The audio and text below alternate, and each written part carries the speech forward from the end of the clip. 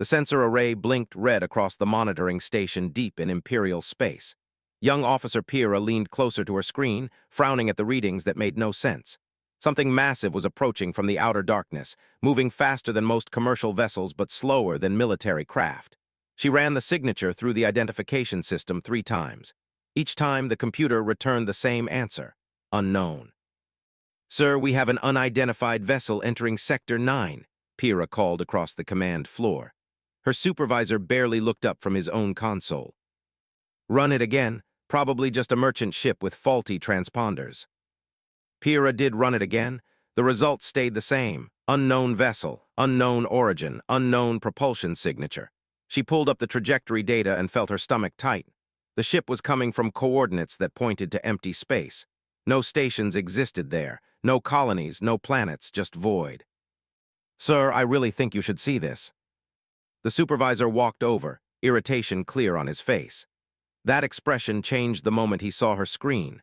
Within minutes, Admiral Kelvath stood in the command center, surrounded by analysts who all wore the same confused expression. "How long until it reaches scanning range?" Kelvath asked. 2 hours at current speed," someone answered. 2 hours, Kelvath repeated slowly. "And we have no idea what it is, where it came from, or what it wants." The analysts shook their heads. One brave soul spoke up. "Admiral, we traced the trajectory backward. The math says this ship has been traveling for over 8 centuries. Silence fell across the command center. 800 years meant generation ship technology, but the Empire had detailed records going back 50,000 years. No civilization had ever built generation ships. They were inefficient, dangerous, and unnecessary once faster-than-light travel was developed. "That's impossible," Kelvath said flatly. "The math doesn't lie, sir." Kelvath turned to his communications officer. "Send standard hailing frequencies, all of them. I want to know who they are before they get any closer." The communications officer worked for several minutes, sending out greetings in every known language and format. Nothing came back except static. The mysterious vessel continued its approach, silent as a ghost. Chief Strategist Dormac arrived within the hour.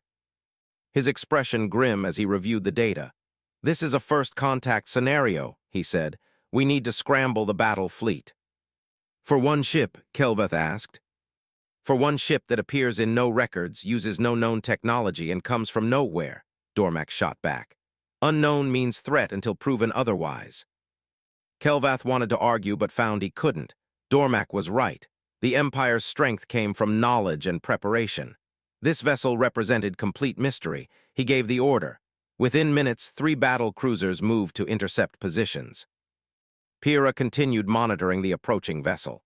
Her instruments showed increasingly strange readings. The hull composition didn't match any known alloy. The energy signature fluctuated in patterns that made no sense. Most disturbing was the deceleration rate. The ship was slowing down at speeds that should tear it apart. No crew could survive those forces.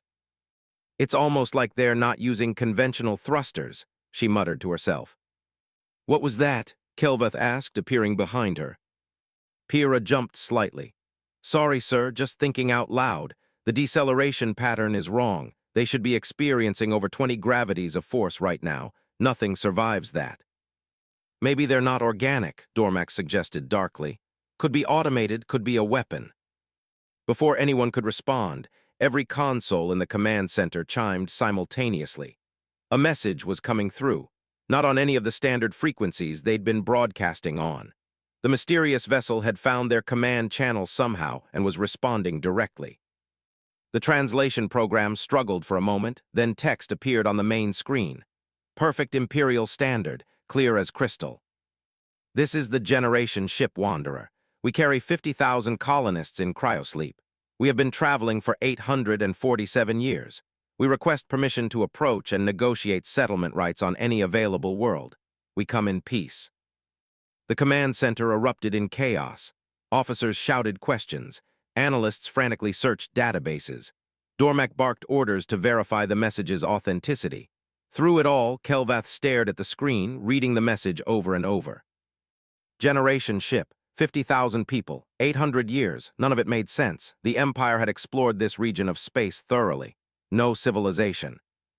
existed anywhere nearby capable of building such vessels. No records mentioned any species called humans. No database contained information about a planet called Earth. Verify their position, Kelveth ordered once the noise died down. Confirmed, sir. They're exactly where our sensors say they are. And the trajectory still points to empty space. No planets, no stations, nothing. Kelveth felt a headache forming. He'd served the Empire for 40 years and never encountered anything like this. Unknown species, unknown technology, unknown origin. The word unknown kept echoing through his mind like a warning bell. Send a response, he finally said. Tell them to maintain current course and speed. We'll guide them to a holding position. Sir, shouldn't we demand more information first? Dormac asked. They've been flying through space for 8 centuries, Kelveth replied. I think we can afford a few hours to prepare proper questions. He turned to Pyrrha. I want every sensor we have focused on that ship. I want to know its composition, its power source, its capabilities, everything. Pyrrha nodded and got to work. As she adjusted the sensor arrays, she couldn't help but wonder about the people aboard that vessel. 50,000 of them sleeping while their ship crossed the galaxy. What kind of desperation drove a civilization to attempt such a journey? What were they running from, or running toward? The response from Wanderer came quickly. Understood. Thank you for your cooperation. Our captain requests video communication at your earliest convenience. Kelvath looked at Dormac. The strategist shook his head. We know nothing about them. Video contact could be dangerous, psychological warfare, subliminal messaging. Or it could be exactly what they say, Pyrrha found herself saying. Both men turned to look at her. She felt her face flush but continued. What if they're just travelers looking for a home? What if they're telling the truth? Truth or lies we'll know soon enough, Kelveth said. He straightened his uniform. Prepare the communication chamber, full recording. I want xenobiologists and psychologists analyzing every second.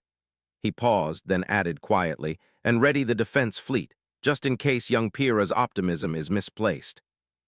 Admiral Kelveth sat in the communication chamber, surrounded by monitors and recording equipment. Behind the wall of one-way glass, dozens of specialists watched and waited. Xenobiologists stood ready to analyze any alien physiology. Psychologists prepared to interpret behavior patterns. Military advisors kept their hands near weapon controls, just in case.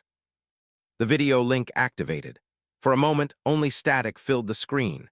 Then an image resolved, and Kelvath found himself staring at a creature that looked disturbingly familiar yet completely unknown. The being had 2 eyes, positioned forward like a predator. Bilateral symmetry, hair covering the top of its head in shades of gray. Skin that seemed soft, vulnerable. It wore a simple uniform marked with symbols that meant nothing to Imperial databases. When it smiled, Kelvath saw flat teeth designed for grinding plant matter, but also sharp canines meant for tearing meat. An omnivore, then. Greetings, Admiral, the creature said. Its voice was warm, friendly, even. I'm Captain Oliver Reed of the Generation ship Wanderer. Thank you for responding to our hail. We were beginning to wonder if we'd find anyone out here. Kelvath kept his expression neutral. Captain Reed, your vessel represents something of a mystery to us. You claim to have traveled for over 800 years.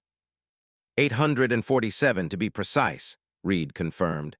We launched from Earth in what you would call the year 1178 by your current calendar.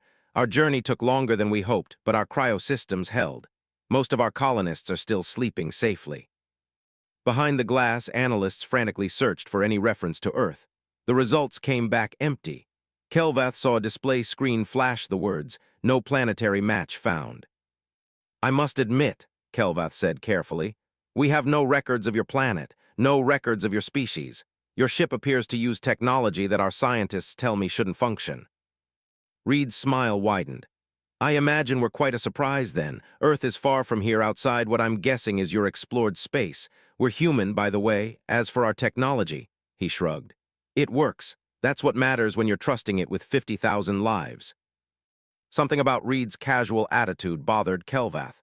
The captain showed no fear, no nervousness at meeting an advanced alien civilization. If anything, he seemed amused by the situation. Captain Reed, I need to understand what we're dealing with, Kelvath said. Your trajectory suggests you came from empty space. No planets exist at those coordinates. We used experimental faster-than-light technology, Reed explained. Folds space rather than traveling through it normally. The math worked in testing, so we built it full scale and hoped for the best. In the observation room, a senior scientist nearly collapsed. Pyrrha heard him muttering about impossible physics and theoretical dead ends. Other analysts looked equally disturbed. You tested experimental technology on a ship carrying 50,000 people? Kelvath asked, unable to keep the shock from his voice. They volunteered, Reed said simply. We explained the risks. Everyone aboard knew we might never arrive, but staying on Earth meant certain hardship. At least this way we had a chance at something better. Kelvath leaned forward. What kind of world produces a civilization desperate enough to attempt such a gamble? Reed's expression grew serious.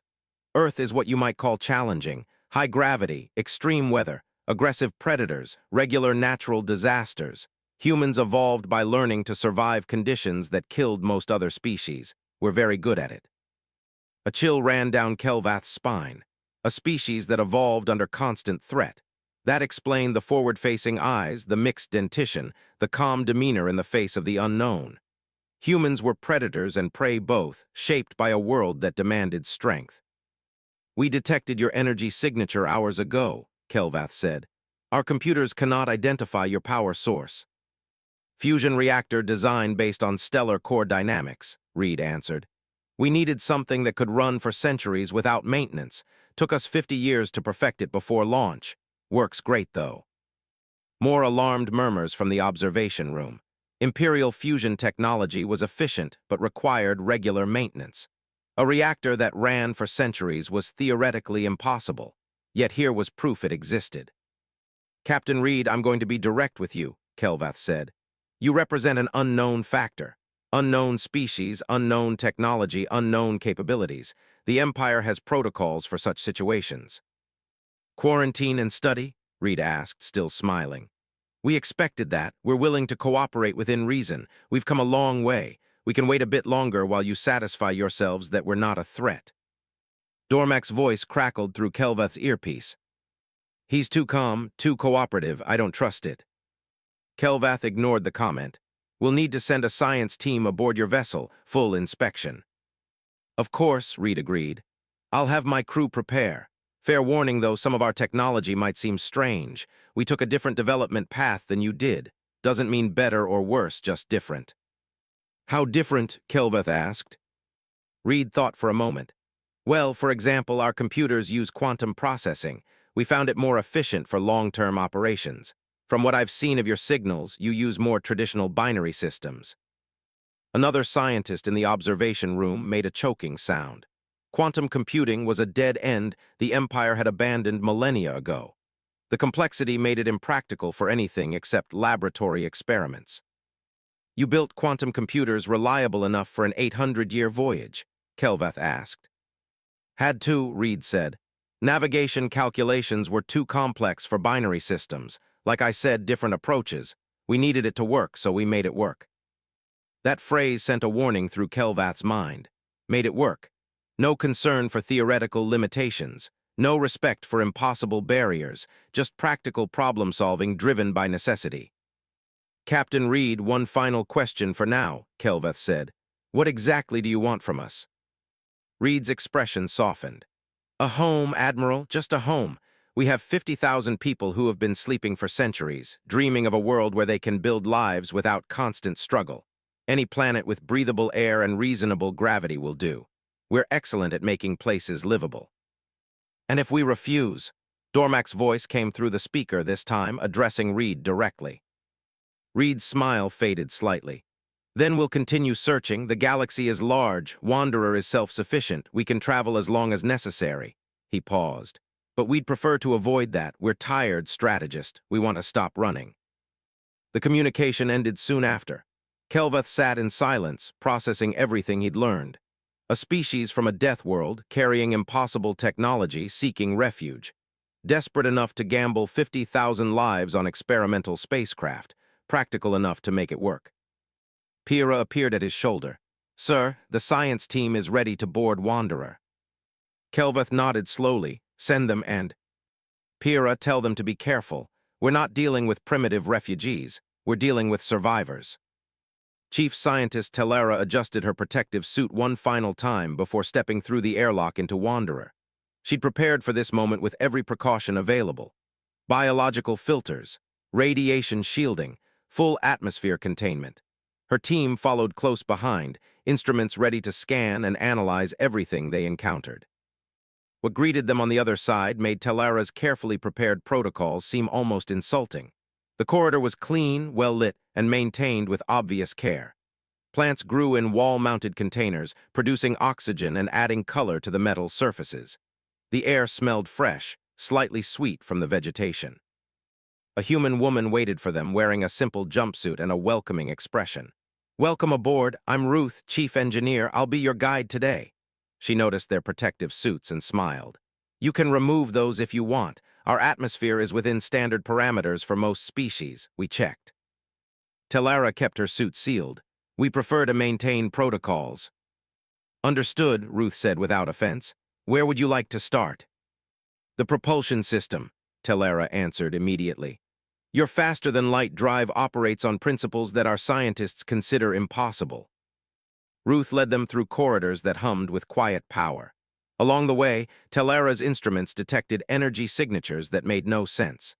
Power flowed through the ship in patterns that violated basic thermodynamic laws, or seemed to. Either the instruments were malfunctioning or human technology worked on completely different principles. The engine room was massive, filled with machinery that looked both elegant and crude at the same time. No unnecessary ornament, just pure function. Ruth patted a large cylindrical structure affectionately. "This is the heart of it," she said. "Space fold generator creates a bubble around the ship that compresses space ahead and expands it behind. We ride the wave forward." "That's not possible," one of Telera's assistants blurted out. "The energy requirements would be astronomical." Ruth shrugged. "We generate a lot of energy. Had to. No refueling stations between stars." She walked to another section. "This is the fusion core, runs on hydrogen harvested from space using electromagnetic collection. Fields, been running continuously for 847 years. Telera's instruments confirmed it. The reactor showed no signs of decay, no degradation of materials. It simply worked, humming along as if maintenance was an optional concept. "How is that possible?" Telera asked. "Our reactors require rebuilding every few decades." "Different design philosophy," Ruth explained. "We couldn't exactly stop for repairs in deep space. Everything aboard Wanderer was built to last indefinitely, over-engineered by your standards, probably. But when 50,000 lives depend on it, you don't cut corners." They moved to the cryobay next. Row upon row of sleeping pods stretched into the distance. Telera's medical scanners showed thousands of humans in perfect suspended animation. Vital signs stable. Brain activity minimal but present. The systems keeping them alive were almost primitive in their simplicity, yet they functioned flawlessly. "These designs are ancient," Telera said, studying a pod's control mechanism. "Simple and reliable," Ruth agreed. "We tested newer designs before launch but went with proven technology. Fancy doesn't mean better when lives are at stake." That phrase again, "lives at stake." Everything about Wanderer reflected that philosophy. No cutting-edge innovation for its own sake, just practical solutions to practical problems, refined until they worked perfectly. Telera noticed something else. Manufacturing equipment lined entire sections of the ship. 3D printers capable of producing complex components, automated assembly systems, raw material processing units. "You can build almost anything aboard this vessel," she said slowly. "Had to," Ruth replied. "We didn't know what we'd find or what we'd need. Self-sufficiency was mandatory. We can manufacture tools, spare parts, even more ships if necessary." She saw Telera's expression. "Don't worry, we're not planning to build a fleet. One of these journeys was enough for us." Back in the command center, Kelvath reviewed the data streaming in from Telera's team. Each report raised more questions than it answered. Human technology shouldn't work. It violated established principles. Yet clearly it did work and had been working for nearly a millennium. Dormac paced behind him, agitated. "This is worse than we thought. They can manufacture indefinitely. They can build more ships. If we let them establish a colony, they could expand faster than we can track." "They asked for one world," Kelvath pointed out. And what happens when that world fills up, when they want more? Dormac stopped pacing. We need to contain this, Admiral, quarantine them, study the technology, control the expansion. Pyrrha listened to the conversation from her station. Something about Dormac's logic bothered her. Yes, humans had impressive technology. Yes, they could theoretically expand. But they'd also traveled 800 years just hoping to find one peaceful home. That didn't sound like a species planning conquest. Aboard Wanderer, Ruth showed Telera the computer systems. Banks of quantum processors hummed quietly, processing navigation data and life support calculations simultaneously. Your computers abandoned quantum processing, Ruth said. We read about it in your public databases. You found it too unstable. It is unstable, Telera confirmed. The error rates make it impractical. Ruth nodded. We had the same problem initially, spent decades solving it. Turns out you need redundant checking systems and periodic recalibration. Adds complexity, but the processing power is worth it. She pulled up a display. These computers have been running our life support for 800 years without major failure. Telera felt a headache forming. Humans had solved problems the Empire considered unsolvable, not through superior intelligence but through sheer necessity. They needed it to work, so they made it work. No theoretical barriers stopped them because they couldn't afford to be stopped. Why quantum computers specifically? Telera asked. Navigation through folded space requires real-time calculations of multiple simultaneous possibilities, Ruth explained. Binary systems couldn't process the data fast enough. We needed something that could handle probability states naturally, she smiled. Quantum processors were perfect for it, tricky to build but perfect. On the way back to the airlock, they passed the ship's agricultural section. Massive hydroponic gardens produced food in quantities that seemed excessive for just the crew. Preparing for the colonists to wake, Ruth explained. We'll need to feed 50,000 people. These systems can produce enough food for twice that number if pushed. Inefficient use of space, one of Telera's team commented. Inefficient means we won't starve if something breaks, Ruth countered. Redundancy saves lives. We learned that the hard way during testing. Back aboard the science vessel, Telera removed her protective suit and sat heavily in a chair. Her team gathered around, all wearing similar expressions of confusion and concern. Well, Kelvath's voice came through the communication system. Telera chose her words carefully. Everything they told us is true. The ship works exactly as described. The technology is real. And Admiral, they can build more. The manufacturing capability aboard Wanderer is sufficient to construct additional vessels given enough raw materials and time. Silence greeted this statement. Then Dormac's voice, tight with tension. So we have a potential rival civilization in a single ship. Or potential allies, Pyrrha interjected quietly. Everyone turned to look at her. She felt her courage waver but continued. They shared their technology freely with us. They cooperated fully. They asked politely for a home. These don't sound like the actions of enemies. Or they're waiting until they're stronger, Dormac countered. Telera interrupted the argument. There's something else. I spoke with their crew. These humans, they're not military. They're families, scientists, engineers, farmers. They're just people who wanted a better life badly enough to risk everything for it. She pulled up images from Wanderer, photos the crew had shown her of Earth, a blue-green world that looked beautiful from space but hid terrible dangers beneath. She showed them recordings of Earth's weather, hurricanes that could level cities, earthquakes that split continents, volcanoes that darkened skies for years. They came from this, Telera said quietly, and they survived it, not through advanced technology but through cooperation, adaptation, and refusal to quit. That's what makes them dangerous, Admiral, not their ships or their computers, their mindset. Kelvath stared at the images of Earth, a death world by any standard, yet humans had not just survived but thrived enough to reach the stars. What else were they capable of? The War Council met in a sealed chamber deep within the command station. Security protocols ensured complete privacy. What they discussed could not leak to the public or to the humans aboard Wanderer. Dormac stood at the head of the table, projection displays showing tactical assessments and threat scenarios. Gentlemen, we face an unprecedented situation. He began. An unknown species with undetectable FTL technology has appeared in our space. Our sensors cannot properly track their propulsion signature. Our databases contain no information about their origin.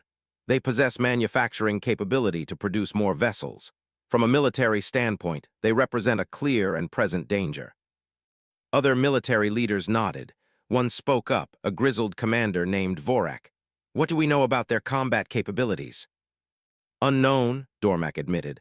Wanderer appears to be a civilian vessel, no visible weapons. However, their technology baseline is completely different from ours. They could have defensive systems we cannot detect. Or offensive ones, another voice added. Dormak pulled up simulation data. We ran scenarios. If humans establish a colony and begin expanding, our current sensor networks cannot track their ships effectively. They could establish hidden settlements throughout Imperial space. Within a century, they could have significant presence without our knowledge. Kelvath sat at the table, listening but saying little. The scenarios Dormak presented were logical, based on solid tactical thinking. They also assumed the worst about human intentions. What are our options? Vorak asked. Dormak's expression hardened. 3 primary courses of action. First, integration under strict Imperial oversight. Humans settle one world, no expansion without explicit permission, full technology sharing, permanent monitoring. Second, quarantine. We provide a distant world, restrict their movement, allow limited autonomy but no contact with wider Imperial society. Third, he paused.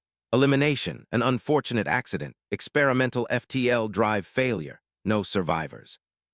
No threat. The room fell silent. Kelvath felt sick.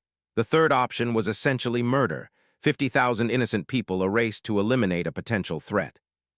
The third option is unacceptable, he said quietly. Is it? Dormak challenged. What happens when humans develop weapons using their technology, when they decide our restrictions are unfair, when they choose expansion over cooperation? We don't know they'll do any of that, Kelvath countered. We don't know they won't, Dormak shot back. Admiral, you're allowing hope to cloud judgment. These are Death World survivors with experimental technology. They're dangerous whether they intend to be or not.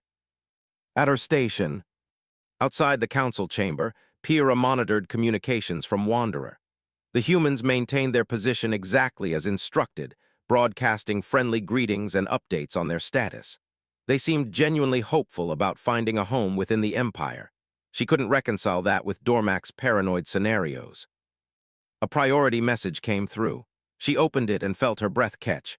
Data from Wanderer's public databases, complete historical records of Earth and human civilization.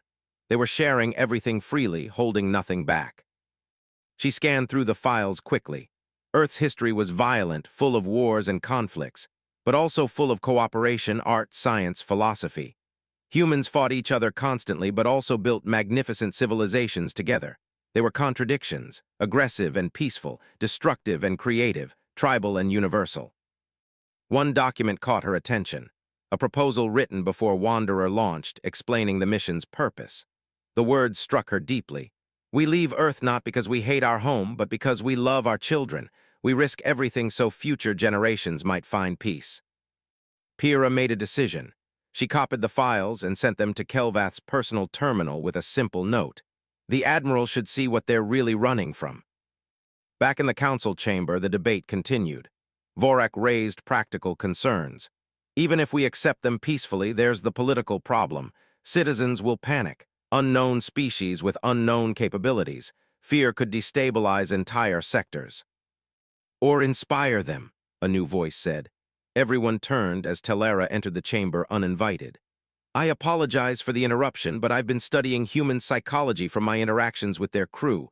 You're all thinking about this wrong. Dormak frowned. This is a military council scientist.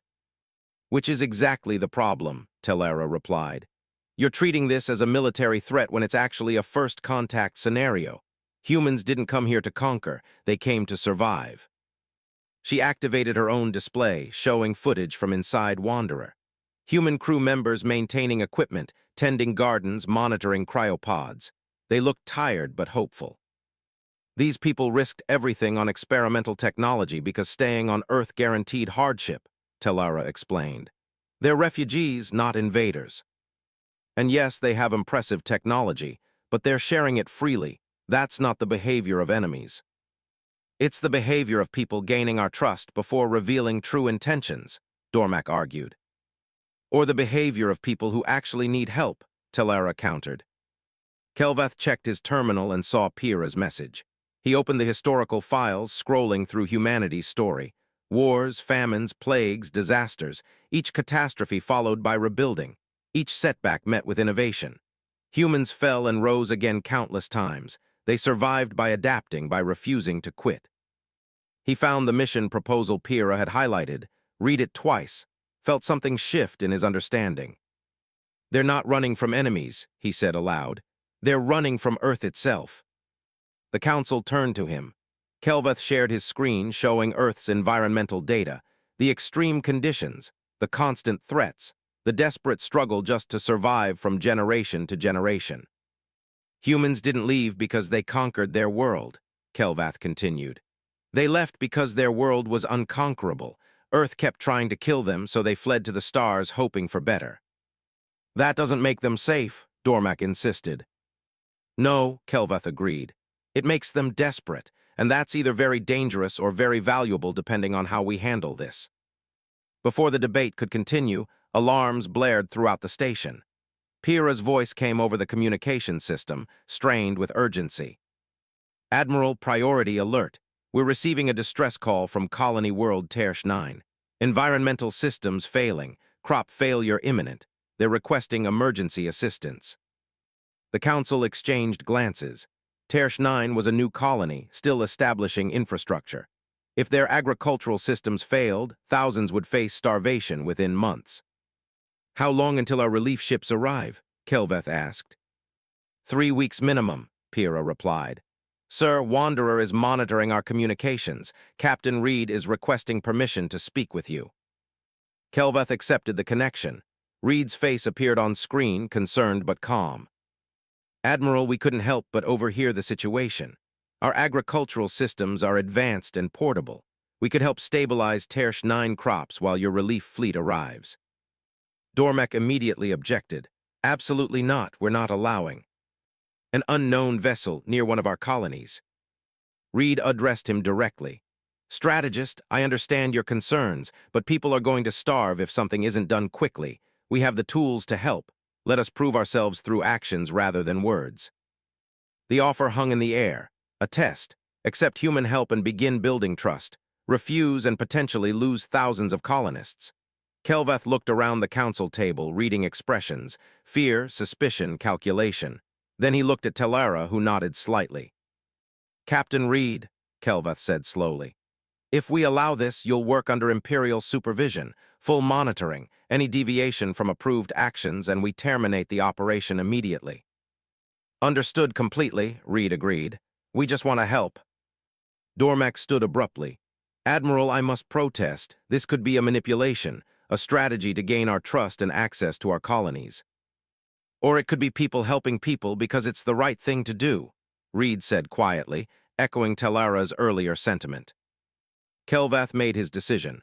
Wanderer is authorized to proceed to Tersh 9. Marine escort will accompany them. Captain Reed, don't make me regret this. Reed smiled. You won't, Admiral, I promise. Wanderer arrived at Tersh 9, surrounded by Imperial warships maintaining careful distance. The colony below showed visible signs of distress. Agricultural fields stretched brown and dying across the planet's surface. Desperate messages flooded communication channels as colonists watched their food supply vanish. Governor Telmic met the human delegation at the primary settlement. He'd been briefed about the mysterious vessel, but seeing humans in person still shocked him. They looked so ordinary. 2 arms, 2 legs, expressive faces. They could have passed for any of a dozen Imperial species except for subtle differences in bone structure and skin tone. Ruth led the human team again, carrying equipment cases and wearing a confident expression. Governor, we're here to help. Can you show us your agricultural systems? Telmic led them to the fields. Imperial agronomists had been working around the clock trying to diagnose the problem. Soil pH was incorrect. Microbial balance had collapsed. Irrigation systems delivered water, but something in the planet's chemistry was killing the crops faster than colonists could replant. Ruth knelt in the dirt, running it through. Her fingers, she pulled out a portable analyzer and took samples. Her team spread across the fields, testing soil and water, examining dying plants, running calculations. The pH is too acidic, one of the Imperial scientists explained. We've tried adding alkaline compounds, but the soil chemistry keeps shifting. It's like the planet is fighting us. Ruth looked up at him. It probably is. New colony on an unfamiliar world. The native chemistry doesn't match imported Earth crops. You're forcing one ecosystem onto another without proper adaptation period. We followed all establishment protocols, the scientist said defensively. I'm sure you did, Ruth replied without judgment. But protocols are written for typical situations. Sometimes reality doesn't cooperate. She stood, brushing dirt from her hands. We can fix this. It'll take work, but it's fixable. She explained her plan. Introduce specific bacterial cultures from Wanderer's agricultural systems. These microbes could survive in extreme conditions and would help balance the soil chemistry naturally. Then add buffer compounds that would stabilize pH long enough for crops to establish. Finally, modify irrigation to include mineral supplements that would support plant growth despite hostile environment. That's not in any colonial manual, Telmik said. Because your manuals assume controlled conditions, Ruth answered. Earth taught us that nature doesn't follow manuals. You adapt or you die. We got very good at adapting. The Imperial scientists watched skeptically as humans set up equipment. Ruth's team moved with practiced efficiency, deploying bacterial cultures across the fields. They adjusted irrigation systems with modifications that seemed primitive but effective. They mixed compounds that Imperial chemistry said shouldn't work together.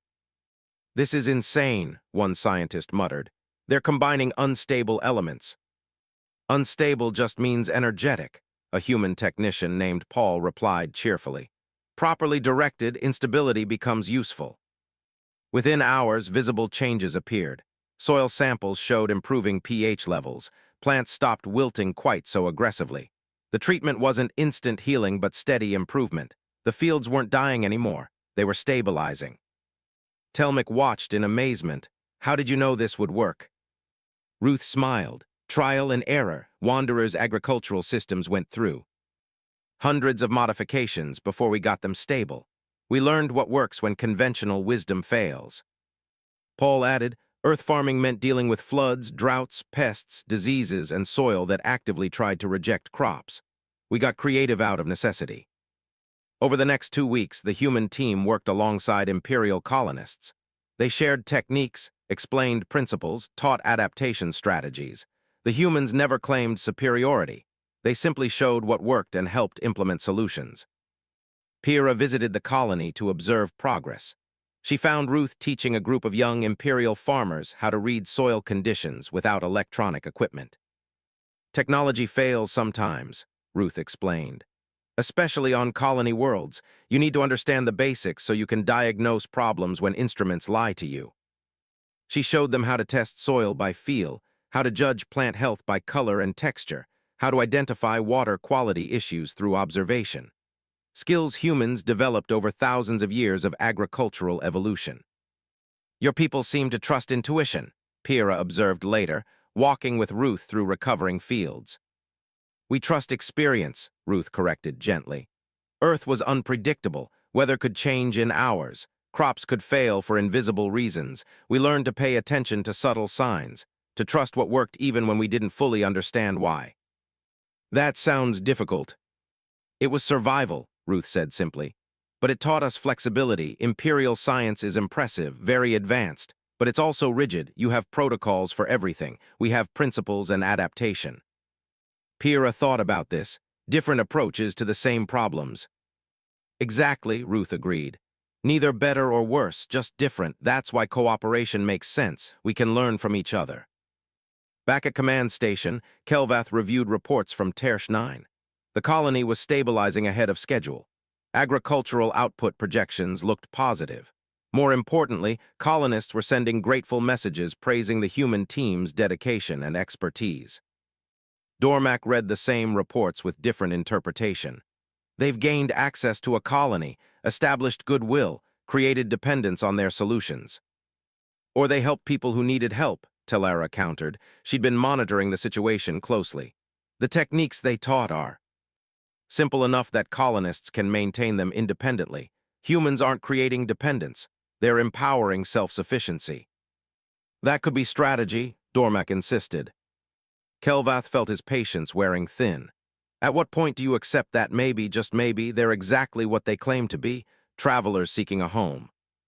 When I have proof they're not a threat, Dormac replied. They've had access to Imperial systems for weeks now, Kelvath said. They've worked directly with our colonists, gained detailed knowledge of our infrastructure. If they wanted to cause harm, they've had ample opportunity. Instead, they've saved thousands of lives. Dormac had no response to that. The evidence was mounting. Human actions consistently matched their stated intentions. They cooperated, shared knowledge, helped without demanding immediate return. Every test Dormac could devise, they passed simply by being genuinely helpful. On Tersh 9, the final assessment came back positive. Fields showed healthy growth. Soil chemistry stabilized. The colony would survive and thrive. Governor Telmic personally thanked Captain Reed and his team. You saved us, Telmic said simply. We won't forget this. Reed shook his hand. We're happy we could help. We know what it's like to struggle for survival. If we can make it easier for someone else, that's worth doing. As Wandra prepared to depart the colony, Pyrrha joined Ruth one last time. Your people are remarkable, she said. Ruth laughed. We're just practical. Earth made us that way. Will you tell me about it? Pyrrha asked. About Earth. Ruth's expression grew distant. Imagine a world that's beautiful and deadly at the same time. Oceans that could swallow continents, storms that could level cities, earthquakes that split ground beneath your feet, and wildlife, everything from tiny parasites to massive predators, all evolved to survive in that chaos. She paused. But also imagine sunsets that paint the sky in colors you've never seen, mountains that touch clouds, life in such abundance and diversity that science still hasn't cataloged it all. That's Earth, magnificent and terrible. And you left it. We left it, Ruth confirmed. Because staying meant fighting that magnificence forever. We wanted our children to grow up somewhere gentler, somewhere they could build instead of just surviving. Pyrrha understood then. Humans weren't running from failure, they were running toward hope. And after 800 years of traveling, they'd finally found someone willing to listen. The Admiral is meeting with the High Council tomorrow, Pyrrha said. They'll decide whether to grant you settlement rights. Ruth nodded. We'll wait. We've gotten good at waiting. Pyrrha smiled. I think you'll be pleased with the outcome. The Grand Imperial Assembly gathered in their ceremonial chamber, representatives from thousands of worlds waiting to hear about the mysterious vessel. Captain Reed stood before them, alone except for a small holographic projector. He declined offers of legal representation or diplomatic support, just him and the truth. Council Leader Mavic addressed the assembly. Captain Reed, this council will decide humanity's place within our empire, but first we require complete honesty. You've shared much about your journey, your technology, your intentions. Now we ask about Earth. Show us your homeworld. Reed nodded and activated the projector. Earth appeared in miniature, rotating slowly. Blues and greens and whites, beautiful from a distance. This is Earth, Reed began. Third planet from our sun, 1.4 times standard Imperial gravity. 70% ocean coverage, extreme axial tilt causing dramatic seasonal variations. He zoomed in, showing massive storms swirling across the surface. These are hurricanes, wind speeds exceeding 200 kilometers per hour. They form regularly and destroy everything in their path. This is normal weather for Earth. Murmurs spread through the assembly. Normal weather shouldn't be catastrophic. Reed showed earthquake zones. The planet's crust is divided into tectonic plates that constantly shift. This causes ground to split, mountains to form, entire cities to collapse. We built civilizations knowing the ground could betray us at any moment. More images, volcanic eruptions, tsunamis, tornadoes, floods, droughts. Each disaster documented in stark detail. The assembly grew quiet, watching humanity's home try to kill its inhabitants in countless ways. And the wildlife? Reed continued. Images of Earth's predators appeared. Lions, bears, sharks, crocodiles, then smaller threats. Venomous snakes, poisonous spiders, disease-carrying insects. Everything on Earth evolved in competition, every organism fighting for survival against every other organism. He paused, letting the images speak, including humans. We evolved as persistence hunters on the African savanna. We couldn't outrun predators, couldn't outfight them. So we outlasted them. We tracked prey for days until they collapsed from exhaustion. We developed tools because our bodies weren't enough. We formed tight social groups because individuals couldn't survive alone. Council leader Mavic leaned forward. Why didn't you adapt your world, terraform it into something more livable? We tried, Reed answered. For thousands of years, we built cities, dams, walls, shelters, everything to protect ourselves from Earth's hostility. It helped, but the planet always found ways to remind us who was really in charge. Eventually, we realized we had two choices: keep fighting Earth forever or leave and find somewhere better. He changed the display to show historical images. Ancient humans huddling around fires, medieval villages destroyed by plague, modern cities devastated by natural disasters. Through it all, humans rebuilding, always rebuilding. We learned to survive, Reed said quietly. Not through strength or speed or natural weapons, through adaptation, through cooperation, through refusing to quit no matter how bad things got. That's humanity's real gift, persistence. An assembly member spoke up. You said Earth is at specific coordinates. We checked. That region of space is classified as a death world zone. No colonies permitted. We know, Reed replied. We've accessed your databases. Earth exists in exactly the zone you avoid, which makes sense. If Earth is the baseline, any world nearby probably shares similar characteristics. The assembly erupted in conversation. Humans evolved in the one region of space the Empire considered too dangerous for colonization. That explained everything. Their technology, their mindset, their capabilities. They came from hell and learned to thrive there. Kelvath stood to address the assembly. I've studied humanity extensively over these past weeks, spoken with their crew, observed their actions. They saved Colony Tersh 9 when our own solutions failed. They shared technology freely. They've cooperated fully with every request. He paused. They're not a threat. They're survivors looking for peace. Dormac rose as well. With respect, Admiral, their capabilities make them inherently dangerous. Death world species possess advantages we cannot match. Physical resilience, mental toughness, adaptive thinking. If we grant settlement rights, we must ensure strict oversight. Or we could trust them, Telara interjected. Everything they've done suggests they mean what they say. The debate continued for hours. Progressive voices argued for full integration. Conservative voices demanded restrictions. Economic interests saw opportunity. Military minds saw risk. Through it all, Reed stood patiently, answering questions with calm honesty. Finally, Mavic called for quiet. Captain Reed, what happens if we refuse your request? Reed considered his answer carefully. We continue searching. The galaxy is vast. Wanderer is self-sufficient. We'll find somewhere eventually. It might take another century of travel, but we're patient. He met Mavic's eyes. However, I hope it doesn't come to that. We're tired. Our people have been sleeping for centuries, dreaming of a home. I'd like to finally give them that. And if we grant partial rights, Mavic pressed. Settlement on one world, restrictions on expansion, required technology sharing. We'd accept that, Reed said without hesitation. We're not proud, we're practical. Partial acceptance is better than continued wandering. We'll prove ourselves worthy of trust through actions over time. His willingness to accept limited terms surprised many assembly members. Dormac had argued humans would demand full rights immediately.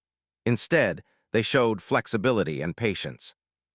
Pyrrha watched from the observation gallery. She'd been following this situation since the first sensor reading weeks ago. She'd seen her people's fear, suspicion, and gradual understanding. Now came the moment that would define humanity's future. The vote began. Each representative cast their decision privately. Green for acceptance, red for rejection, yellow for abstention. The results would determine if 50,000 sleeping humans finally found their home. Mavic reviewed the tally. His expression gave nothing away. The chamber fell silent. The Grand Imperial Assembly has reached a decision, Mavic announced. By majority vote, humanity is granted settlement rights on world designation Kepler 442b. He paused as cheers and protests erupted, then continued. Settlement will proceed as Imperial Protectorate status initially. Technology exchange agreements will be established. Gradual integration into broader Imperial society will occur over the next decade. Citizenship rights pending successful integration period. Reed closed his eyes briefly. When he opened them, they shone with emotion he'd kept carefully controlled until now. "Thank you. On behalf of all humanity, thank you." "One condition," Mavic added. "You must maintain cultural exchange programs, teach us what you learned from Earth, help us understand your perspective. In return, we'll help you build your new home." "Gladly," Reed agreed. The assembly adjourned. Reed returned to Wanderer to share the news. The crew celebrated quietly, relief and joy mixing together. After 847 years, they'd finally succeeded. Pyrrha visited the ship one last time before it departed for Kepler 442b. She found Reed on the observation deck, staring at the stars. "You did it," she said simply. "We all did," Reed corrected. "You believed in us when many didn't. Admiral Kelvath took risks trusting us. Even Dormak's skepticism was valuable. It forced us to prove ourselves." "What will you do first?" Pyrrha asked. "When you wake your people?" Reed smiled. "Show them sunrise on their new world. Let them feel solid ground that isn't trying to kill them. Watch children play without fear. Simple things we never had on Earth." "Will you ever go back?" Pyrrha wondered. "To Earth?" "Maybe someday," Reed said thoughtfully. "It's still our birthplace, still shaped everything we are. But we're not ready for that journey yet. First, we need to learn how to live somewhere gentle, how to build without constant struggle, how to simply exist in peace." He turned to face her. "Your people gave us that chance, we won't forget it." 3 months later, Wanderer entered orbit around Kepler 442b. The world was beautiful. Moderate gravity, stable climate, breathable atmosphere, no mega hurricanes, no continent-splitting earthquakes, just peaceful existence. The cryo-revival began. One by one, 50,000 humans woke from their 8th-century sleep. They emerged confused, disoriented, then amazed as they learned their journey had succeeded. Families reunited. Children saw parents who'd been frozen since they were young. Elderly colonists who'd volunteered knowing they'd never see the destination woke to find themselves successful pioneers. Reed addressed them all on the ship's main deck. "We left Earth seeking a better future. After 847 years, we found it. The Galactic Empire has given us a home. Kepler 442b awaits below. It's time to begin again." The first shuttles descended carrying humans who'd only known Earth's harsh beauty. They stepped onto gentle soil and wept. They breathed air that didn't carry storm warnings. They looked up at a sky that promised tomorrow without threatening disaster. Ruth found Ben standing in an open field, just feeling the sun. "It's different," he said. "Better?" she asked. "Different," he repeated. "Gentle, safe. I keep waiting for something terrible to happen, and it just doesn't." "We'll get used to it," Ruth said confidently. "Humans adapt, it's what we do."